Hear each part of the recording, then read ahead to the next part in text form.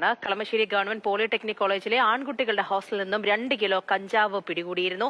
ഇന്നലെ രാത്രിയിൽ കൊച്ചി പോലീസ് നടത്തിയ റെയ്ഡിലായിരുന്നു ഈ കഞ്ചാവ് ശേഖരം പിടികൂടിയത്.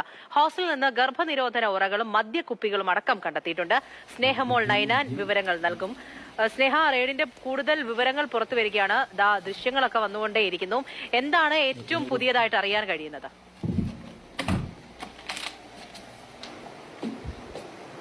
പൂജ, ഏറ്റവും പുതിയതായിട്ട് അറിയാൻ സാധിക്കുന്ന വിവരം എന്ന് പറയുന്നത് കഞ്ചാവിന്റെ വലിയൊരു ശേഖരം മാത്രമല്ല, 3 മദ്യക്കുപ്പികളും ഒപ്പം തന്നെ ഗർഭനിരോധന ഉറകളടക്കം ഇവിടെ നിന്നും ഈ റെയ്ഡിൽ, കഴിഞ്ഞ ദിവസം നടന്ന റെയ്ഡിൽ പിടിച്ചെടുത്തിട്ടുണ്ട് എന്ന് തന്നെയാണ്. ആ ദൃശ്യങ്ങളിൽ നിന്നൊക്കെ തന്നെയും വ്യക്തമാണ് എത്രമാത്രം മദ്യക്കുപ്പികളും ഒപ്പം തന്നെ ഈ ഗർഭനിരോധന ഉറകളൊക്കെയും തന്നെ പിടിച്ചെടുത്തിട്ടുണ്ട് എന്നുള്ളത്. നമ്മൾ വീണ്ടും വീണ്ടും പറയുന്നു, ആ ആശങ്കയുടെ തോത് കൂടിക്കൊണ്ടിരിക്കുകയാണ്.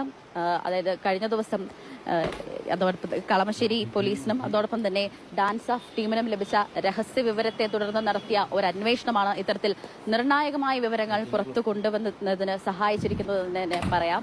അതായത് കൊച്ചിയിലെ തന്നെ പ്രബലമായ ഒരു കോളേജാണ് ഗവൺമെന്റ് പോളിടെക്നിക്കൽ കോളേജ്. അത് കളമശ്ശേരിയിലുള്ള ഒരു കോളേജാണ്. കൊച്ചിയിലെ തന്നെ പ്രബലമായ ഒരു കോളേജാണ്. ഈ കോളേജിലാണ് പോലീസും അതോടൊപ്പം തന്നെ ഡാൻസ് ഓഫ് ടീമും ചേർന്ന് നടത്തിയ ഒരു അന്വേഷണം. ഒരു ക്യാമ്പസിൽ കയറി ഇത്തരത്തിലൊരു അന്വേഷണം നടത്തണം എന്നുണ്ടെങ്കിൽ കൃത്യമായ വിവരങ്ങൾ ലഭിച്ചതിന് ശേഷം മാത്രമേ ഇത്തരത്തിലൊരു ക്യാമ്പസിലെ ഒരു മെൻസ് ഹോസ്റ്റലിൽ കയറി ഇത്തരത്തിലൊരു അന്വേഷണം നടത്താൻ സാധിക്കുകയുള്ളൂ എന്നാണ് ആ ദൃശ്യങ്ങളിലൊക്കെ തന്നെ കാണാം.